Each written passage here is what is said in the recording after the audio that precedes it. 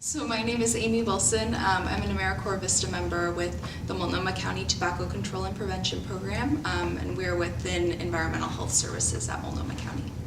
So I coordinate and implement our minimum legal sales age program, which essentially is our undercover youth inspections in Multnomah County on tobacco retailers. So essentially we recruited 18 and 19-year-old youth inspectors. We collaborated with over 40 community partners, and we also used social media to kind of recruit and do our outreach to get these 18 and 19-year-olds on board. And then the program itself, we utilize our tobacco retail licenses, so we inspect those stores in Multnomah County. We kind of conducted outreach with over 40 community partners. So these are community-specific organizations, culturally specific organizations that serve youth.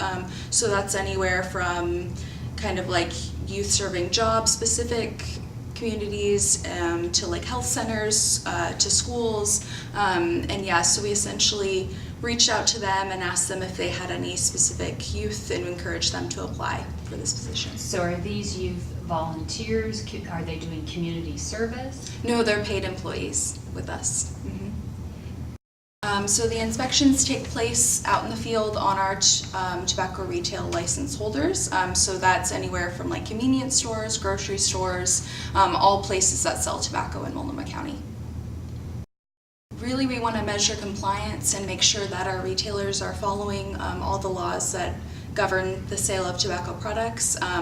Unfortunately, we know in Multnomah County we have had a high rate of sales to minors, so we kind of want to measure that compliance now in 2018 and also use it, for future improvements and, working with our retailers to make sure that they know that they can't sell to people under 21. So we started in January 2018, and this is based on the state Tobacco 21 law that was passed in August 2017. Right now we have about a 12% fail rate, which, any fail rate isn't great to see. We would like to see that number to be 0, but, we really try to get the word out and kind of mass communicate with the retailers that we are doing these inspections and kind of really communicate what the law is so that they aren't selling to minors. We did a few email blasts reminding retailers about the law and that it goes into effect in January 2018. We sent a mail packet with a bunch of resources. We made a decal sticker that kind of goes on the door of every tobacco retailer, and then we also did a local news story. I think it was great to just really have time to thoroughly plan. I think from that August date when Tobacco 21 was passed up until January 2018, we could really mobilize and plan thoroughly our inspection protocol and all of that. And I think utilizing our tobacco retail license ordinance has been really helpful because we already know who is selling in Multnomah County, so we can really use that list to make our most, effective use of this program. And what happens when a retailer fails one of these inspections?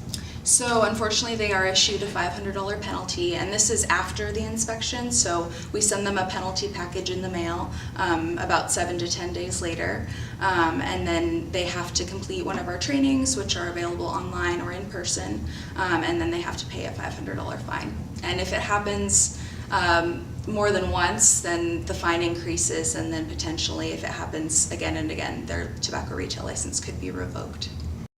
If a retailer passes the inspections, we also send something in the mail that says, "Thank you for complying with the law, your store passed." And we actually have retailers in our county that give employees bonuses, so they can look up the time when they pass the inspection and issue bonuses to the manager or the employee, so that's been really positive. It's been really exciting to work with youth. We were able to work with our community organizations, and really it's been fun being out in the field with our program staff and with the youth, so I hope we keep going.